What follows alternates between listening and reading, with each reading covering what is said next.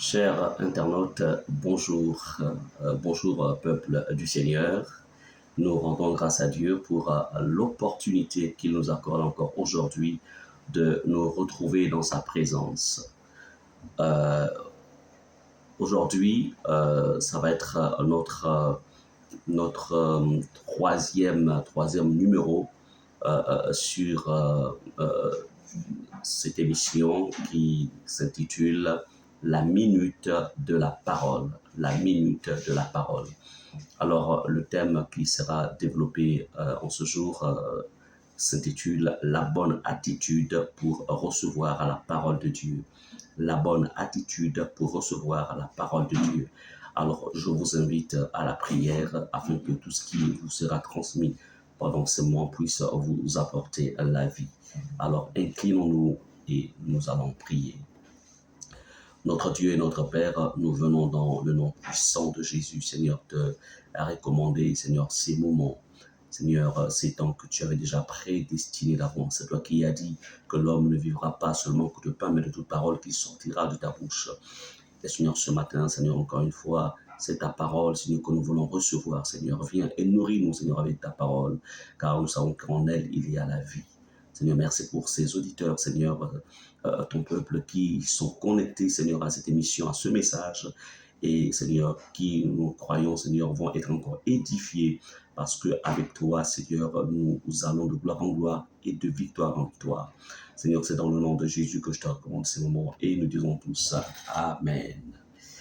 Alors, chers internautes, donc, comme je le disais à l'entame de cette émission, donc de ce message, le thème qui sera développé donc aujourd'hui s'intitule « La bonne attitude pour recevoir la parole de Dieu ».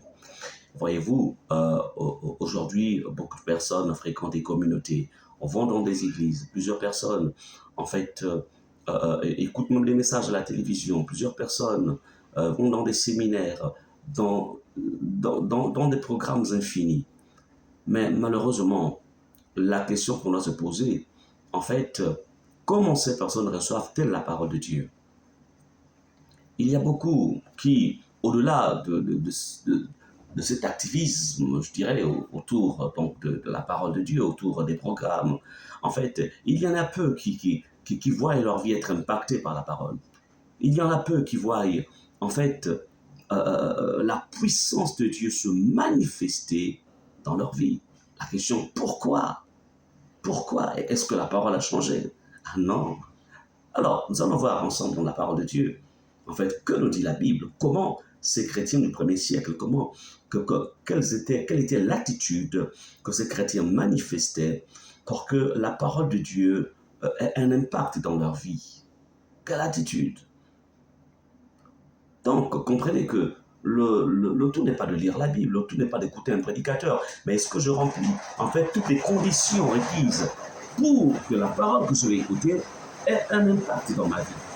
Alors ensemble, allons-y dans 1 Thessaloniciens chapitre 2 verset 13. 1 Thessaloniciens chapitre 2 verset 13. Alors, nous allons lire la parole de Dieu. C'est vrai qu'il pleut, mais ça ne va pas nous empêcher en fait d'écouter ou de recevoir ce que Christ a promis pour nous. Il va y avoir un peu de bruit par rapport un peu à l'enregistrement qui se fait, mais je pense que nous y arriverons. Alors, 1 Thessaloniciens chapitre 2 verset 13. Nous lisons ce qui suit. C'est pourquoi nous rendons continuellement grâce à Dieu de ce qu'en recevant la parole de Dieu que nous vous avons fait entendre, vous l'avez reçue non comme la parole des hommes, mais ainsi qu'elle est véritablement comme la parole de Dieu qui agit en vous, qui croyez. Bien-aimé, ici c'est l'apôtre Paul en fait qui s'adresse aux chrétiens de Thessalonique. Et nous allons là-dedans découvrir quelle est l'attitude que le chrétien, le croyant doit avoir pour que cette parole, lorsqu'elle est prêchée, lorsqu'elle est reçue, ait un impact dans notre vie, nous transforme, participe à notre transformation, participe au miracle dans notre vie. Alors, il dit, nous rendons continuellement grâce à Dieu de ce qu'en recevant la parole de Dieu, déjà, nous constatons ici que l'église de Thessalonique, en fait, ne se limitait pas au simple fait d'écouter la parole, mais elle recevait la parole. C'est-à-dire, elle laissait la parole entrer au fond de leur cœur et s'établir au plus profond de leur âme. Les chrétiens, ces chrétiens, en fait, recevaient la parole. C'est pourquoi il dit, un peu plus haut, l'apôtre commence à dire, c'est pourquoi nous rendons continuellement grâce. Donc l'apôtre Paul manifeste sa reconnaissance à Dieu de ce que ces chrétiens pleins de sagesse recevaient la parole de Dieu. Ma question que j'aimerais te poser à toi qui m'écoutes, dans quel état intérieur es-tu quand tu écoutes la parole? Est-ce que tu la reçois? Voyez-vous, je peux vous tendre en fait un objet. Je peux vous tendre ce stylo. Je vous tends le stylo. Mais écoutez, vous avez le choix soit de recevoir le stylo, soit tout simplement de contempler le stylo, d'apprécier le stylo. Il y a beaucoup de personnes qui apprécient la parole. La parole, elle est annoncée, elle est prêchée, ils l'apprécient. Bonne parole, my God, j'ai été béni. Ok, c'est bien. Oh, ça m'a fait du bien. Ok, mais est-ce que tu l'as reçu, cette parole? Est-ce que tu as laissé la parole entrer au plus profond de tes entrailles spirituelles? Est-ce que tu as laissé la parole, en fait, descendre dans ton esprit, dans ton cœur? Alors, ces chrétiens de Thessalonique recevaient la parole. Ils ne se limitaient pas seulement qu'à écouter la parole, mais ils recevaient la parole. Alors, la suite nous dit, vous l'avez reçue, non comme la parole des hommes. Waouh! Là, il y a une réalité. Lorsque quelqu'un va dans une église, écoute un prédicateur, il y a deux attitudes. Soit, il se dit, c'est Dieu qui me parle. Soit, il dira, c'est l'homme qui me parle. Ces chrétiens de Thessalonique, quand ils recevaient la parole, ils la recevaient non pas comme la parole de l'apôtre Paul, ni la parole de l'apôtre Pierre ou de l'apôtre Jean et autres, ni la parole du prophète X, non. Mais ils la recevaient comme étant la parole de Dieu. Je viens encore te poser la question, entre en toi-même, lorsque tu vas dans une communauté, lorsque tu viens à Rema Ephata, quand tu écoutes la parole prêchée par l'orateur du jour, pour toi, c'est la parole. Est-ce que tu vois en cette parole la parole d'un homme ou tu vois la parole de Dieu qui t'est présentée? Leur force, ici, les Thessaloniciens, c'est qu'ils recevaient la parole comme étant la parole de Dieu et non comme la parole des hommes. Aujourd'hui, la faiblesse qu'il y a dans l'Église, le manque de consécration, le manque de miracles, le manque en fait comment dirais-je, le manque de développement spirituel est dû au fait que plusieurs, malheureusement, reçoivent la parole comme étant la parole d'un homme. Le pasteur a prêché, le prophète a parlé, c'était bien, l'apôtre, c'était bien, ça m'a fait du bien, ok. Mais, je voudrais vous dire ici, apprenez à discerner derrière le message que donne l'homme de Dieu, discerner Christ derrière, discerner Dieu derrière. C'est pourquoi, Paul dit encore, la suite du verset, ainsi, vous l'avez reçu, ainsi qu'elle l'est véritablement, c'est-à-dire comme la parole de Dieu. Quand bien même l'apôtre Paul fut l'instrument de Dieu, il fut en fait le vase. Mais les Thessaloniciens ne voyaient pas le vase, mais ils voyaient Dieu, ils voyaient la parole de Dieu. Lorsqu'elle sortait de la bouche de Paul, c'était la parole de Dieu. Ce n'était pas la parole d'un homme. Tu veux croître dans la foi? Tu veux voir Dieu agir dans ta vie? Tu veux voir tous les défis de Dieu être relevés dans ta vie. Apprends lorsque tu es dans une communauté vivante, Christ, une communauté qui prêche la parole en esprit en vérité. Comprends, discerne derrière, reçois cette parole comme une parole qui te vient de Dieu et non pas comme la parole des hommes. L'apôtre Paul dit par la suite, cette parole, parce que pour l'avoir reçue comme étant la parole de Dieu, il dit, qui agit en vous qui croyez. Donc la parole n'agit dans la vie de celui qui a reçu cette parole, si et seulement si il l'a reçue comme étant la parole de Dieu. À chaque fois que vous êtes allé dans un culte, dans un séminaire, un programme, et que la parole a été prêchée, cette parole qui fut prêchée, si vous l'avez reçue comme étant la parole des hommes, elle ne pourra pas agir en vous. C'est pourquoi vous stagnez dans la foi. C'est pourquoi vous avez du mal à aller de gloire en gloire avec Dieu. C'est pourquoi il n'y a pas de transformation dans vos vies. C'est pourquoi vous tournez en rond. Mais si, à partir d'aujourd'hui, vous décidez, Seigneur, à chaque fois que j'irai à l'église, que j'irai dans une réunion où la parole est prêchée, à chaque fois, Seigneur, qu'un homme, qu'une femme, Seigneur, me parlera de la parole, Seigneur, apprends-moi à la recevoir comme étant la parole de Dieu et non comme étant la parole d'un homme. Voici le secret des Thessaloniciens.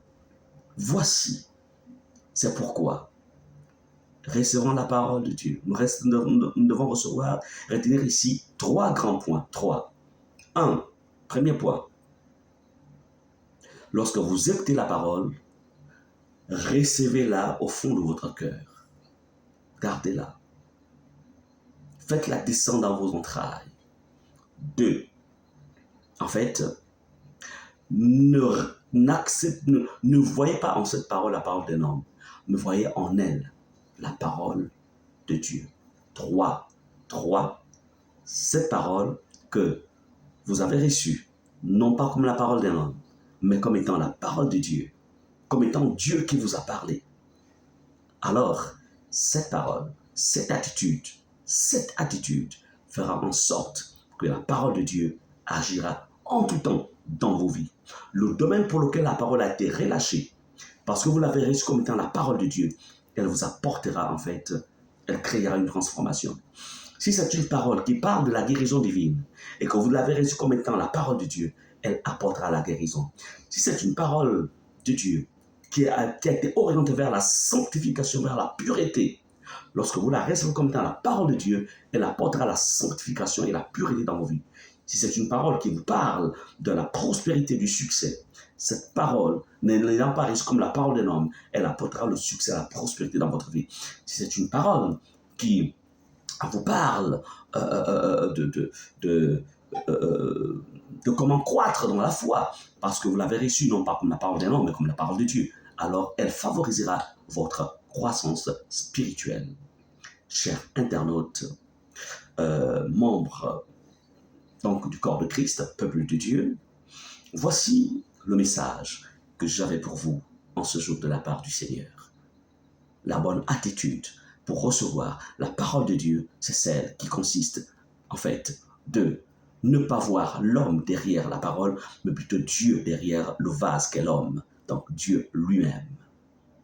Nous allons prier pour dire, Seigneur, apprends-moi à discerner à partir de maintenant, à comprendre, à discerner, à te discerner derrière le message qui est libéré par ton serviteur ou ta servante, ou tes serviteurs ou tes servantes. Seigneur, aide-moi, Seigneur, à ne plus regarder, Seigneur, à ne plus recevoir la parole comme étant la parole d'un homme ou des hommes, mais plutôt comme étant la parole qui vient de toi, Seigneur. Nous allons prier. Inclinons nos têtes.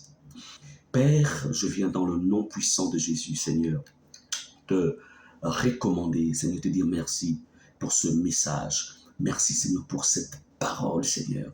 Seigneur, tu veux, Seigneur, que ton peuple croisse dans la connaissance de ta personne. Tu veux que ton église, Seigneur, soit une église victorieuse. Mais ce matin, Seigneur, il t'a plu de nous enseigner sur la bonne attitude, l'attitude à adopter, à avoir en nous-mêmes, Seigneur, dans nos cœurs, afin que nous puissions, Seigneur, voir cette parole agir en nous. Et cette bonne attitude, c'est de recevoir la parole, ô Dieu, ta parole, pas comme venant des hommes, mais plutôt comme étant la parole de Dieu venant de toi-même, Seigneur. Seigneur, je te bénis pour ce moment. Merci, Seigneur, de nous avoir enseigné en ce jour. Que ton nom soit glorifié, Seigneur, et que ton nom soit toujours élevé. C'est dans le nom puissant de Jésus que nous avons prié. Et nous disons Amen. Peuple du Seigneur, donc béni soit le Seigneur pour ces moments que nous n'avons pas pu passer ensemble. On a été édifiés. Alors, comme je vous l'ai dit dans mes précédentes interventions, si vous voulez venir communier avec nous pour être davantage édifiés, nous sommes donc situés du côté de Mindoubé 2, après l'OCS.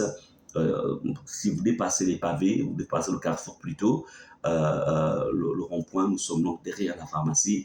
Donc, c'est le centre missionnaire Rema Ephata, centre missionnaire Rema Ephata, dont le pasteur Ghislain et Muriel Ménani sont les membres fondateurs de ce ministère.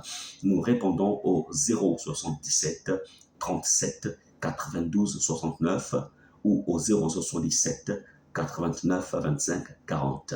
Alors, que Dieu vous bénisse abondamment. Donc, par la grâce de Dieu, nous serons ensemble mercredi prochain pour notre émission d'édification dont l'intitulé, c'est la minute, donc, de la parole.